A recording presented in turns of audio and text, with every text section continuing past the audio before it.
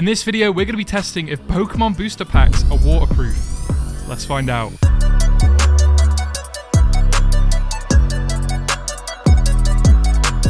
So I recently started collecting Pokemon booster packs again, and I was wondering how protected the cards inside actually were. What if you ordered some booster packs online and during transit and delivery the package was to get caught in rain? Or maybe you're walking somewhere with the booster packs and you drop them into a puddle by accident. How likely are the cards inside to survive? We're going to put these packs through some extreme tests so you don't have to. For this experiment, we're going to be using Evolving Skies booster packs, and make sure you watch the whole video the whole way through, because after every single test, we're going to be opening up these booster packs and seeing what's inside and if the cards actually survived. The first test is the spray bottle test, and this may emulate what might happen if you get your booster pack caught outside in the rain. The second test is going to be a fast dip into a tank of water. Now this is supposed to emulate what might happen if you drop your booster pack into a puddle, but have some insane cat-like reflexes and manage to take the booster pack out of the puddle before it's fully submerged. The final test, and the one I'm most excited for, is the full submerge. Now this is what might happen if you drop your Pokemon booster pack off the side of a boat, or take it swimming with you on holiday, or even put it through the washing machine by accident. And trust me, I've been there and done that. So let's get right to the first test, the spray bottle.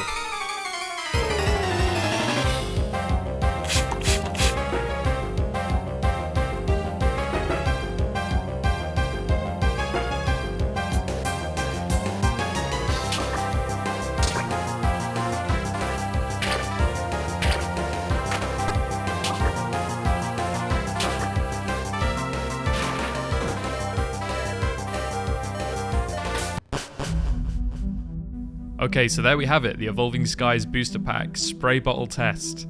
Now let's see if these cards inside actually survived.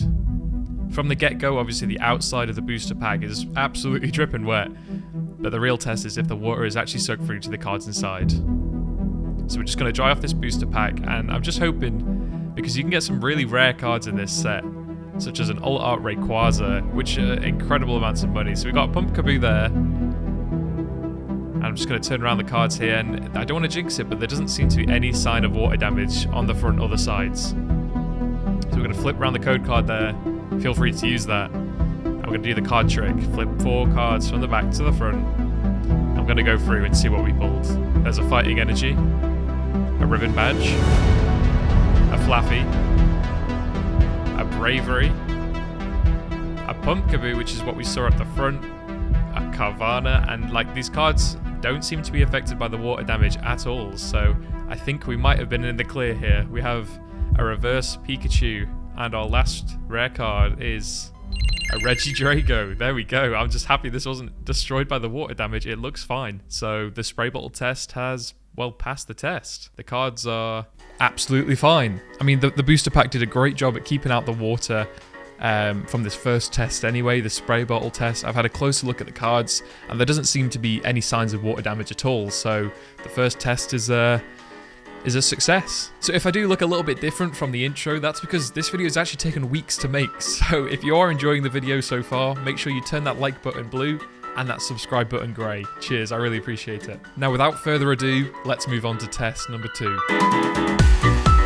So I actually went out and purchased a fish tank for this test, and I filled up the water to around ½ an inch to emulate what your standard puddle might be like.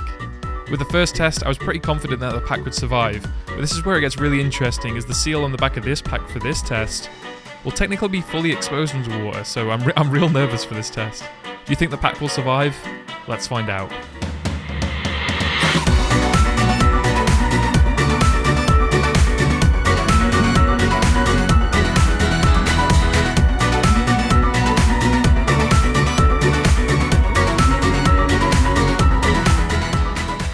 Okay, so there we have it, test 2 complete, and just from the offset, obviously the pack is absolutely dripping wet. But one interesting thing I did find out was that the booster packs actually float, and I guess that makes sense with there being air inside, but that's just a fun little fact for you, booster packs float. And let's see if these cards have actually survived the water. I don't want to jinx it, but it doesn't seem to come through the booster pack. There's the code card for you all, feel free to use that.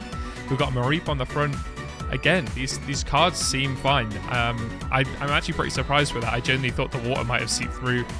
These cards are just absolutely perfect the way they're meant to be. We have a reverse Treasure Energy, and our rare is a non-holo Drampa. There we go. And here's the rest of the cards from the pack, and I guess we just move on to the final test.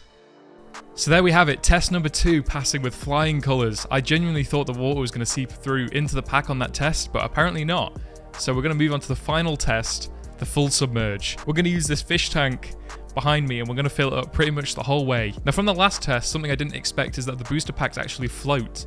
So my original idea was just to drop the booster pack in the water and see what happens. We're going to leave it there for a minute and see if the cards survive. But obviously with the booster packs actually floating, we're going to have to weigh it down. So we're going to weigh down the booster pack, we're going to leave it at the bottom of the tank for 60 seconds, and fingers crossed the cards inside survive. And who knows, maybe there'll be a rare card inside. Let's find out.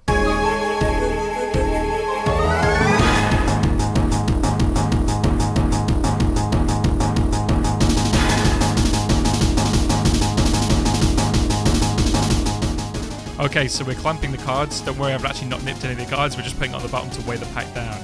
And here we go. Submerging the pack. And straight away we can see some bubbles coming out of the top, which isn't a great sign. And even from the front there, we've got 2 sets of bubbles. So I'm pretty certain that the water has gotten into this pack, which is pretty unfortunate. And things you've got to remember about these booster packs is there's a lot of variance. Not all booster packs are the same. So I did have a look at this booster pack before we put it underwater, and I didn't see any holes, but I mean, all that's needed is a small little opening and water can get into that pack. So that's 60 seconds gone, and we're just going to take the pack out now and see what condition the cards are in. Okay, so the final test, test number 3, and I don't have high hopes for this test. I'm like, the water is dripping out of the pack. I'm just checking along the seams and I couldn't find that hole, but we're just going to open up the pack and see. And something I noticed that's kind of different is these cards were the wrong way around. That's just a little little thing I found, and you can see the water there at the bottom. That change in yellow on the border, that water damage. But it hasn't got the whole card, which is a bit strange. It's just that bottom section. And yeah, you can see the water damage there on the code card. I mean, feel free to still use it, but yeah, this thing feels damp. So we'll go through the cards and see if it's gone the whole way through. But I mean, you can just see on that first Scraggy card, the water damage is just soaked through the back. So we've got the rest of the cards here, and these don't look as bad, actually. The back of the Eevee it hasn't got any water damage, actually. So we might have stroked a bit of luck. I mean, it feels like the code card and the front card has almost sort of had a protective sandwich around the rest of these cards. You can see there a non-holo jumper again, which is crazy. We just pulled that in the last test.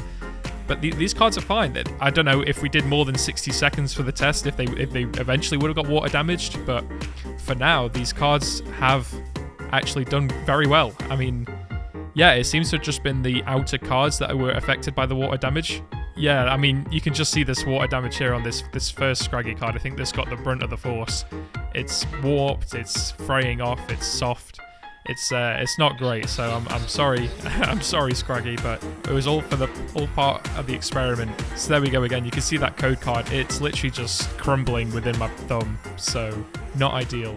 So results for the experiment. Well, 2 of the 3 tests were actually passed, but in general, I wouldn't recommend dropping your booster packs in water or leaving them out in the rain because, as we found out, water is not great for Pokemon cards. So if you can try and avoid it, let's try and do that. We didn't get any big pulls today, but I don't know, maybe in the next experiment we might do. So keep an eye out for that.